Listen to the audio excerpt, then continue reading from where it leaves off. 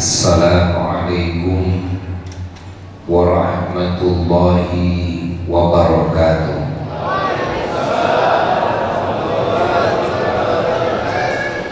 Alhamdulillah alladzi manna alaina bil imani wal islam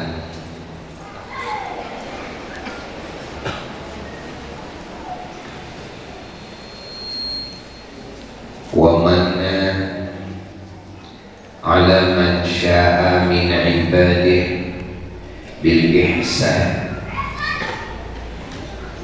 Nas'aluhu tabaraka wa ta'ala ala an yamunna alaina jami'an bidzalika kullih wa bikamali dzalika kullih hatta nalqahu jalla wa ala dhalik. Walhamdulillahi alladzi manna alaina bil Qur'an wa sunnati sayyidil akwan sayyidina wa maulana Muhammad sallallahu alaihi wa alihi wasallam. Wa manna alaina bi an ja'alana min ummati hadzal habibil a'zam والرسول الأفخم والإمام المقدم الأقدم سيد الأولين والآخرين وحبيب رب العالمين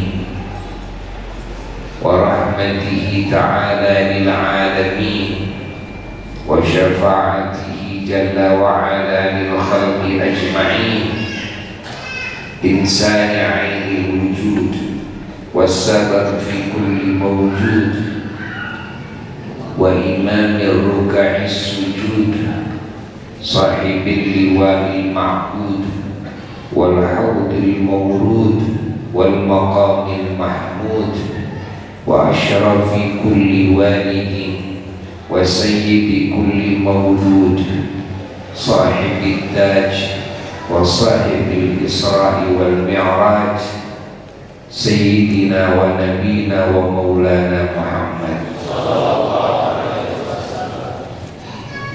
Allahumma salli wa sallim wa barik ala Sayyidina Muhammad al-fatihi lima ughliq wal khatimi lima sabaq nasiril haqqi bil haqq والهادي إلى صراطك المستقيم صلى الله عليه وعلى آله وأصحابه حق قدره ومقداره العظيم ولا حول ولا قوة إلا بالله العلي العظيم. أما بعد فيا عباد الله أوصيكم خصوصا أوصي نفسي بتقوى الله فقد فاز المتقون.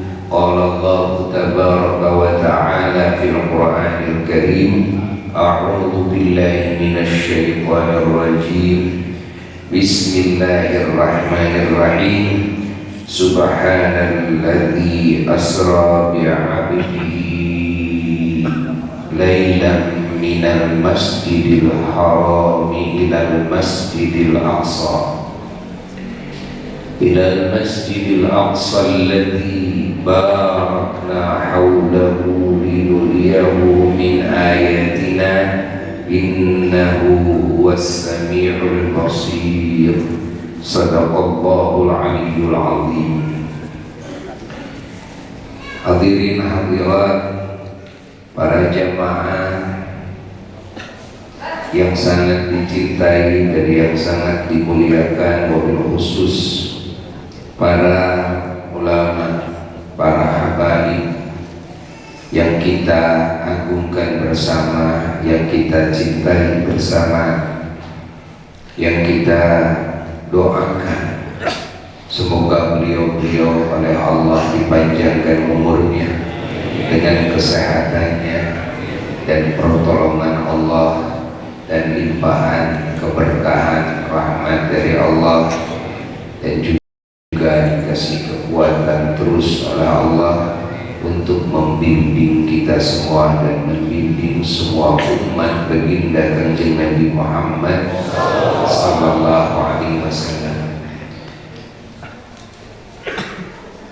Dan yang kita hormati bersama para aparatur pemerintahan di 3 kecamatan ya yang disingkat Paciran, yang kita banggakan, Masya Allah, di malam ini kita bisa berkumpul bersama-sama, bersatu padu antara ulama, umara dan umat.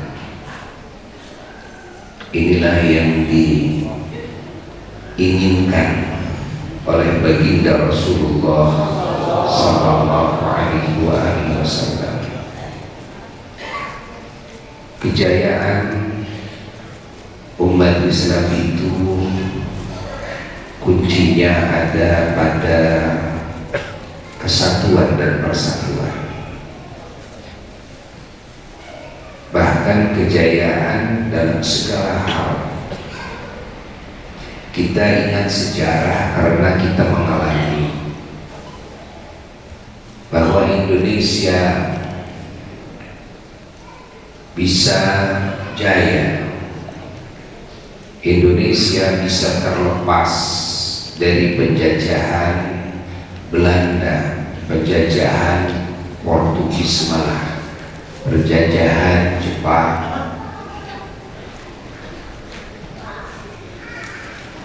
Dengan apa yang dijadikan kunci kejayaan saat itu adalah dengan kesatuan dan persatuan.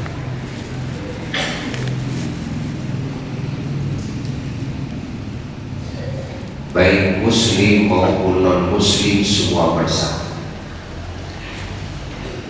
dalam satu tujuan yang mulia. Maka kehebatan Belanda luluh lantah, kegagahan Jepang pun juga porak-poranda. Itu dengan kesatuan bersatuan. Oleh sebab itulah kalau kita menelaah hadis sahih, kita akan menemukan bahwasanya kelemahan dan kemunduran bahkan sampai kehancuran umat Islam itu yang dikhawatirkan oleh Rasulullah SAW bukan dengan musyrik. Rasulullah berkali-kali, kalau kita menelaah hadis ini, hadis sahih, inilah khawfa alaikum an tusyriku. Kata Nabi, aku tidak takut kalian musyrik. Justru yang ditakuti oleh Rasulullah sallallahu alaihi wasallam adalah kehancuran umat Islam itu adalah bil tahrish bainahum, dengan cara propaganda. Dan inilah senjata iblis, senjata setan yang sangat diandalkan. Bagaimana umat Islam ini agar tidak bersatu hatinya?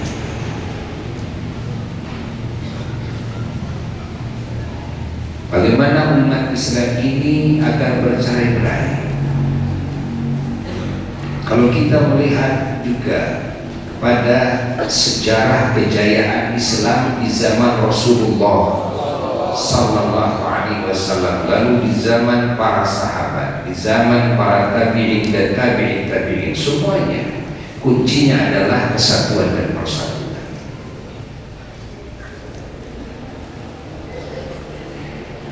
Maka melihat dari sejarah, lalu Abuya menelaah kehidupan umat Islam di masa kini, menelaah situasi kondisi bangsa Indonesia pada khususnya saat ini.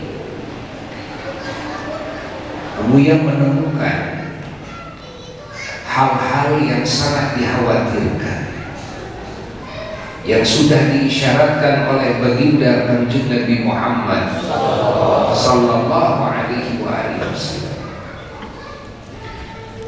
yaitu upaya syaitan bagaimana umat Islam ini berpecah belah dengan mengatasnamakan berbagai hal yang kira-kira bisa dijadikan atas nama, yang kira-kira bisa laku.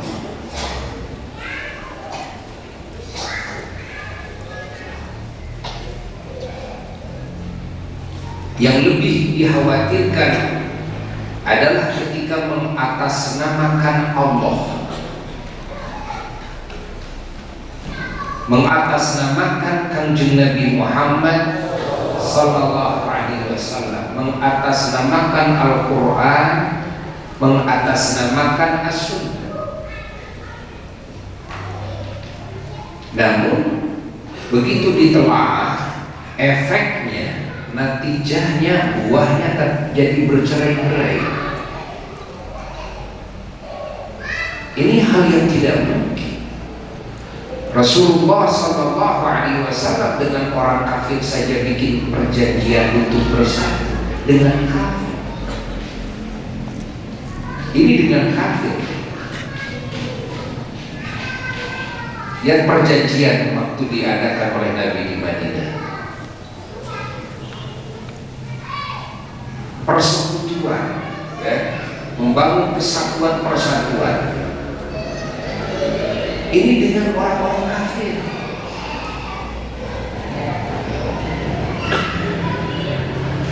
Karena memang ajaran baginda Rasulullah sallallahu alaihi wasallam adalah ajaran kebersamaan, ajaran kesatuan persatuan walaupun dengan non-muslim seperti itu. Apalagi sesama muslim, sehingga ada sebutan ahlu sunnah wal jamaah. Apa itu wal jamaah? Kalau kita telah tidak cukup jadi ahlu sunnah saja, tapi juga harus jadi ahlul jamaah. Apa jamaah? Mencintai kebersamaan dalam segala hal. Zikir senang bersama, sholat senang bersama, kan? Masya Allah. Lihat berapa banyak keterangan hadis tentang zikir berjamaah, tentang baca Quran berjamaah. Bukan cuma sholat saja, mencintai kebersamaan bahkan dalam segala hal. Makan saja kita lihat keterangan-keterangan dalam hadis. Kalau makan berjamaah, ya. Paham?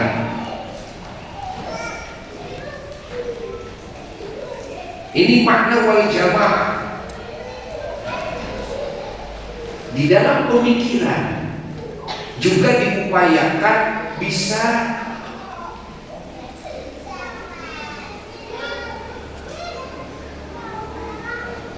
disatukan,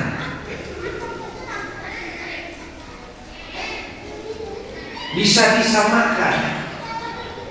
Ini upaya dari zaman Rasulullah sallallahu alaihi wasallam. Para sahabat kumpul, para tabi'in kumpul, itu kumpul dulu sedunia.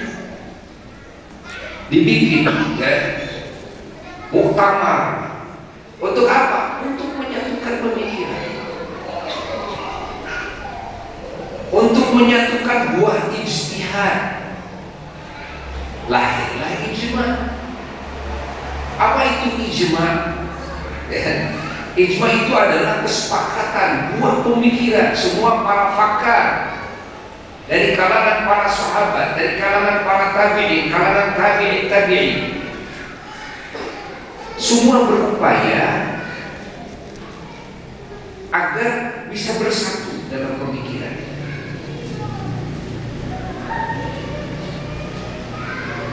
Maka hasillah ijma. Maka setiap yang sudah disepakati, kita semua umat Islam wajib mengikuti. Jangan berani-berani kita menyalahi kesepakatan seluruh buah pemikiran, buah ijtihad semua para mujtahid. Tidak diperbolehkan.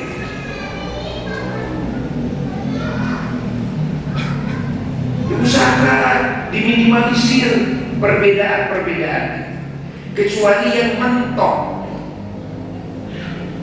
Ketika mentok, ini tidak bisa. Ya, kalau sudah mentok, baru di situ dibangun toleransi yang penuh dengan adab, toleransi yang penuh dengan akhlak yang mulia. Bukan perbedaan yang melahirkan perpecahan atau melahirkan akhlak-akhlak yang buruk seperti yang terjadi di zaman kita ini. Gara-gara beda, yang satu mensunahkan kunut subuh, yang satu tidak mensunahkan kunut subuh. Kenapa akhlak menjadi hancur? Kenapa etika menjadi hilang? Padahal akhlak ini harus dikedepankan ketimbang ilmu. Setelah keyakinan, maka yang harus dikedepankan adalah akhlak. Dan semua ulama sepakat bahwa al-akhlaqul karimah muqaddamah ala ulumi jami'iha. Akhlak-akhlak yang mulia harus didahulukan. Kenapa menjadi benci kepada orang yang berbeda pilihannya? Kenapa menjadi hasud di dalam hati? Kenapa menjadi suudzon? Kenapa hilang kasih sayang dan cinta? Kenapa sampai putus silaturahmi? Innalillah. Dan ini yang terjadi sekarang. Padahal dulu perbedaan dari zaman sahabat sudah terjadi. Bahkan ketika Rasulullah SAW masih hidup pun, Masya Allah, perbedaan pemikiran di kalangan para sahabat Nabi terjadi dan semua ditolerir oleh Nabi. Semua dibenarkan oleh Nabi. Karena perbedaan itu memang berdasarkan ilmu yang sahih, bukan perbedaan yang lahir dari kebodohan, bukan perbedaan yang lahir dari ego, bukan. Tapi perbedaan yang lahir dari ilmu yang sahih. Tapi semuanya pada mengedepankan akhlak. Tetap saling mencintai, tetap saling menyayangi, tetap saling membantu, tidak alergi dengan perbedaan. Tidak.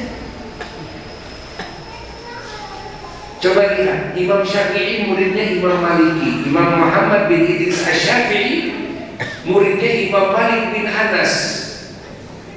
Setelah Imam Syafi'i memumpuni keilmuannya sampai kepada martabat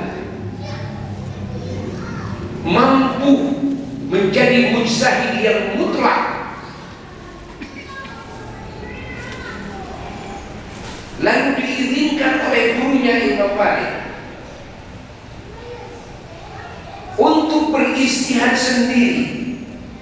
Setelah itu lahirlah perbedaan antara Imam Syafi'i dan guru. Imam Malik marah kepada Imam Syafi'i? Ya. Kenapa? Karena tahu memang begitulah konsekuensi mujtahid. Karena mujtahid itu tidak boleh taklid hatta kepada gurunya sendiri. Tapi setelah sampai kepada martabat mujtahid yang mutlak, selama belum sampai kepada martabat mujtahid, tetap harus taklid kepada mujtahid. Siapa saja yang mau diikuti. Bagaimana hubungan antara murid dan antara guru? Masya Allah, kecintaan tetap segar memenuhi jiwa, kasih sayang, Masya Allah, kebaikan-kebaikan terus mengalir. Ini di antara para ulama-ulama yang berbeda buah ijtihadnya. Al-Imam Muhammad bin Idris Asy-Syafi'i punya murid Imam Ahmad bin Hanbal. Setelah Imam Ahmad sampai kepada martabat mujtahid mutlak, berbeda Imam Ahmad dengan Imam Syafi'i. Apakah Imam Syafi'i marah kepada murid yang lain? Allah saling puji. Ini saking tahunya. Karena di dalam masalah ketetapan hukum yang lahir dari Quran dan Sunnah, tidak bisa dipaksakan seluruhnya harus sama buah pemikiran. Ini hal yang tidak mungkin. Ini hal yang tidak mungkin. Pasti ada yang sama, ada yang tidak bisa sama. Kenapa?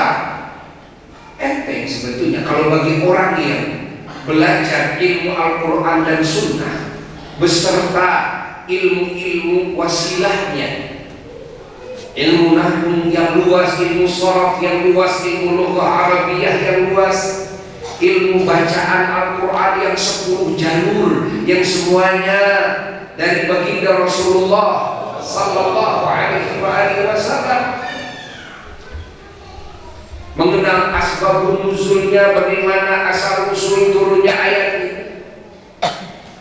bagaimana kedudukan ayat ini, apakah ayat ini ada yang disalin atau tidak dengan ayat-ayat penyalin.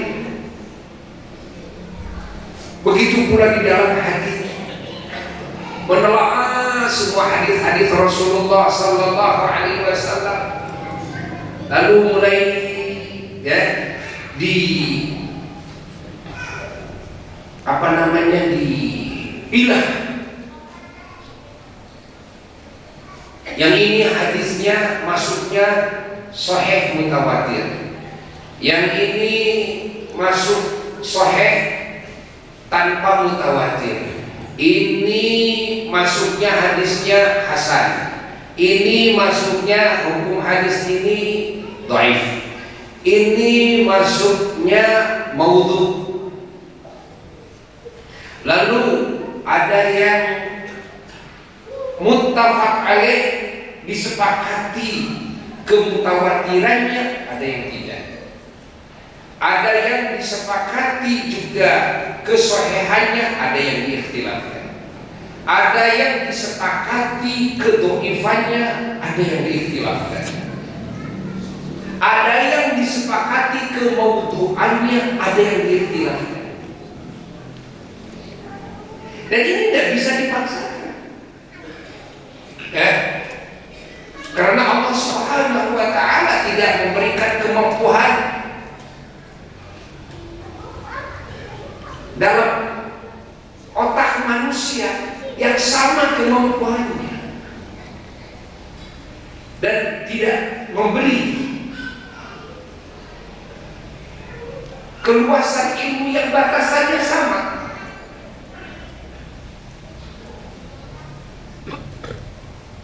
Semuanya pada terbatas. Namun semuanya para para mujtahid ini tidak diragukan bahwa semuanya adalah khadim-khadim Al-Quran, khadim-khadim sunnahnya Rasulullah sallallahu alaihi wasallam. Ini semua khadim-khadimnya Allah dan khadim-khadimnya baginda Kanjeng Nabi Muhammad sallallahu alaihi wasallam, dan khadim-khadimnya umat,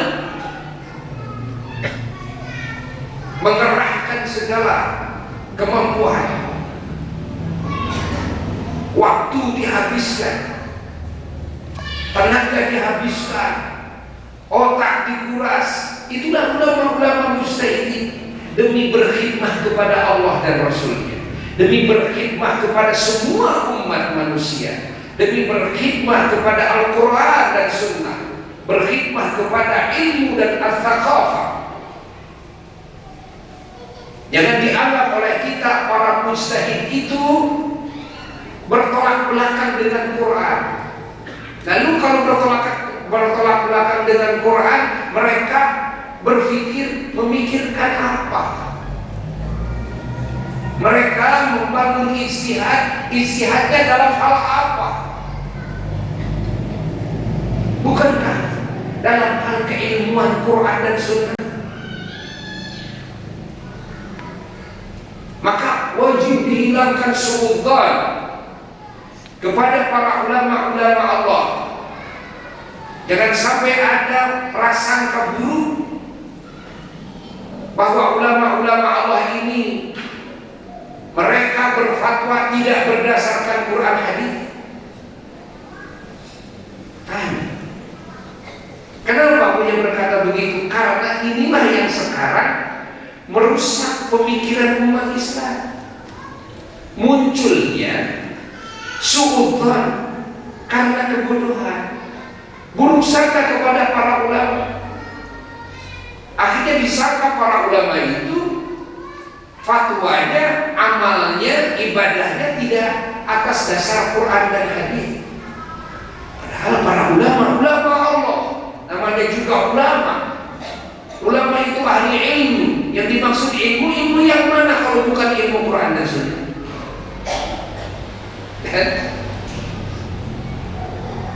Para mujtahid itu memikirkan apa kalau bukan Al-Quran dan Sunnah? Ini harus dipahami oleh kita semua, ya. Maka kita harus mengikuti uswah hasanahnya para ulama-ulama Allah.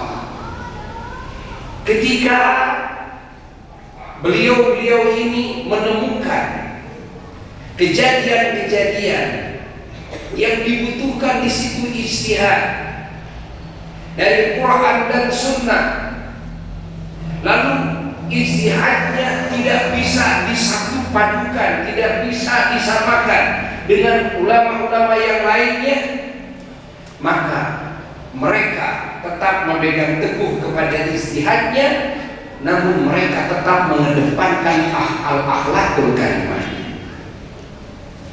menjaga keutuhan ukhuwah persaudaraan, hubungan kasih sayang yang disebut dengan silaturahmi. Tidak pernah kita mendengar ada ulama ini kepada ulama ini mencaci. Tapi apa yang terjadi sekarang? Sekarang yang terjadi adalah yang ke depan yang muncul adalah al-akhlakul khabithah, akhlak buruk. Lahirlah cacian, padahal ilmu yang dimiliki sama dia belum tentu memumpuni, tapi cacian sudah keluar kemana-mana. Akhlak yang buruk sudah keluar kemana-mana. Akhirnya apa yang terjadi? Yang terjadi adalah tumbuhnya bibit-bibit permusuhan dengan sesama umat Islam. Ini terjadi di mana-mana. Ini terjadi. Maka setelah Abu yang menelaah, ini betul-betul sangat membuat risau, membuat ketakutan dalam jiwa beliau. Ternyata begitu berkumpul dengan para ulama-ulama Allah sedunia, dia sudah beberapa kali muktamar internasional. Abuya juga punya WhatsApp group dengan semua ulama sedunia, bukan se-Indonesia, sedunia. Ada satu contoh ini, ya.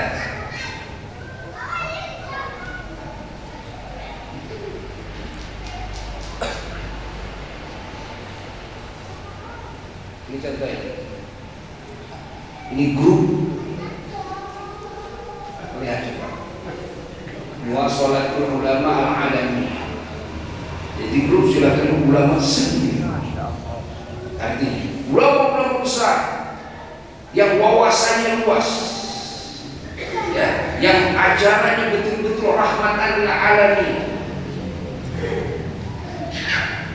yang mempersatukan umat ini dan mengikis habis pemikiran-pemikiran yang mengakibatkan kepada perpecahan di antara umat.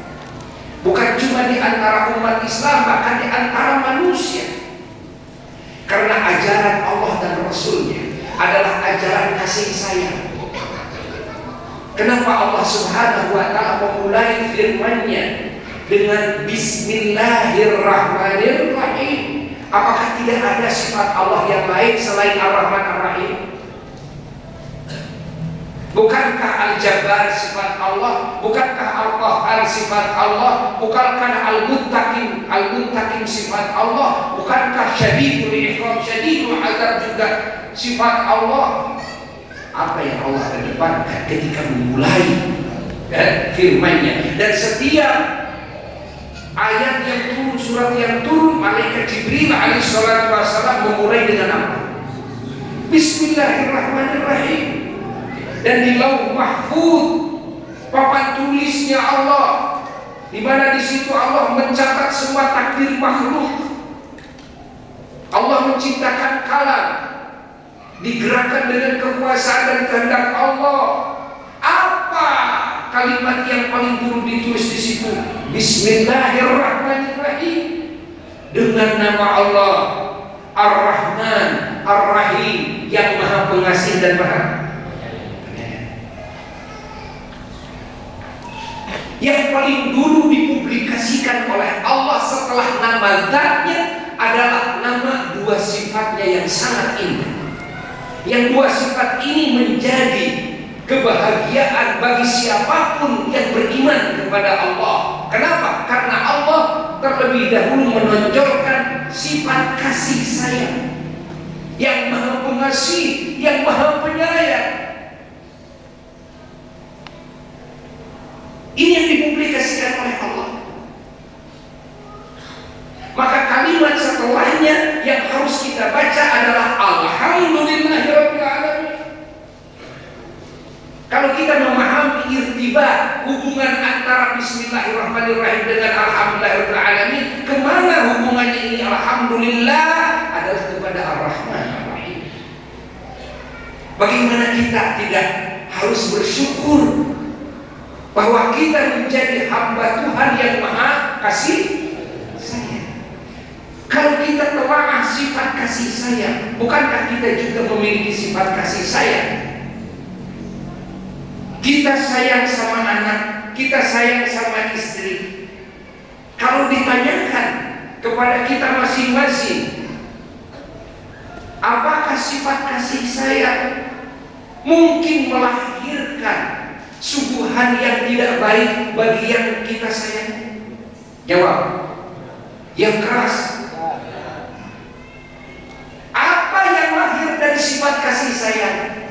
Yang lahir dari sifat kasih sayang adalah segala sikap, tindak tanduk, suguhan-suguhan yang terbaik bagi siapapun atau apapun yang ia sayangi. Jangankan manusia, kucing saja kalau sudah disayang, dia akan mendapatkan suguhan dan perlakuan yang terbaik dari yang menyayangi kepada dia.